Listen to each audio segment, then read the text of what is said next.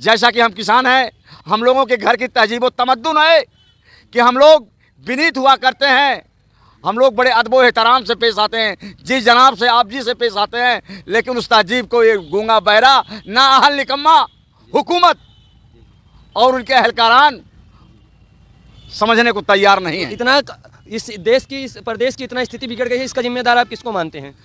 इसका जिम्मेदार सच तो अगर इसके गहराई में जाएं तो कहीं न कहीं हम ही लोग हैं। इनको समझने में, परखने में हमसे भूल हो गई, जिसका हम पछतावा कर रहे हैं कि हमारे आस्तीन।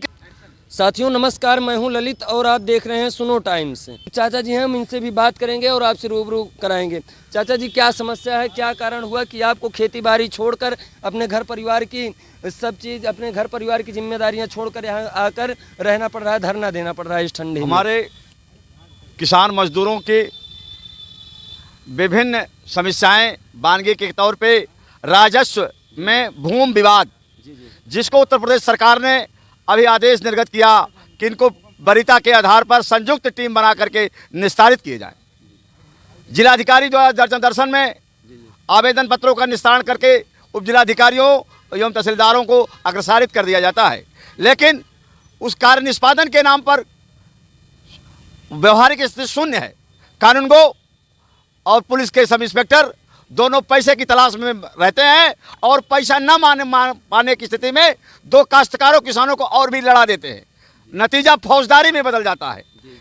एक बात। दूसरी, एक तहसील में अगर 10 सर्किल, 8 सर्किल, 6 सर्किल कानूनगो की है तो एक कानून के पास 100 फाइलें हदबरारी की लंबित पड़ी हुई हैं और एक कानूनगो बिना 10,000 लिए हदबरारी करने धारा 24 के अंतर्गत मौके पर नहीं जाता है।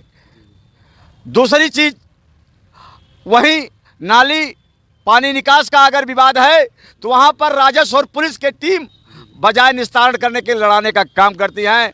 ऐसे सैकड़ों मामले हमारे संगठन के हैं जिनको लेकर के 5 तहसीलों में मात्र संगठन मजबूर हो गया इस कड़ाके की ठिठुरती हुई ठंडी में बैठने के लिए, चूंकि ये प्रशासन पिछले 5 महीने के मांग पत्रों को ठुकराता रहा है।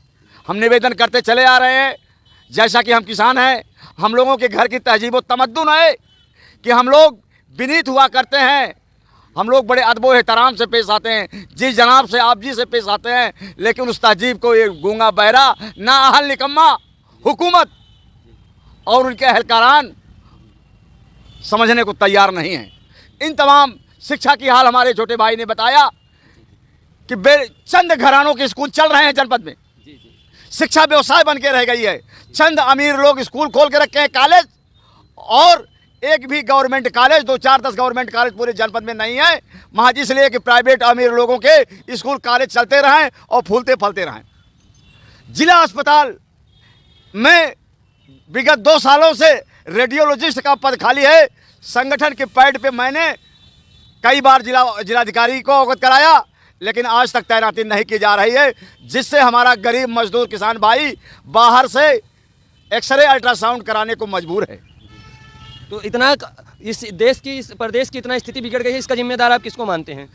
इसका जिम्मेदार सच तो अगर इसके गहराई में जाएं तो कहीं न कहीं हम ही लोग हैं। इनको समझने में, परखने में हमसे भूल हो गई, जिसका हम पछतावा कर रहे हैं कि हमारे आस्तीन के सांप निकल गए। तो इतना इनके खिलाफ खुल के बोल रहे हैं आप, इतना तेजी से बोल रहे हैं, जेल से डर नहीं लग रहा है? जेल में तो भी डाल देते हैं।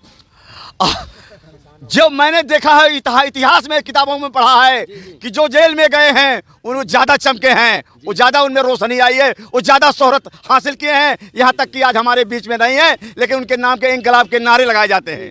इसलिए डर नहीं लगता। इनकी ये स्थिति देख के हमको एक कहावत याद आ गई है कि तारीख कभी खून को पानी नहीं लिखती, तारीख कभी खून को पानी नहीं लिखती। मैं जिंदा हूँ इसीलिए बोल रहा हूँ, क्योंकि दुनिया किसी गूंगे की कहानी नहीं लिखती। इसी के साथ मैं ललित कुमार यादव, कैमरामैन दीपांशु के साथ, धन्यवाद।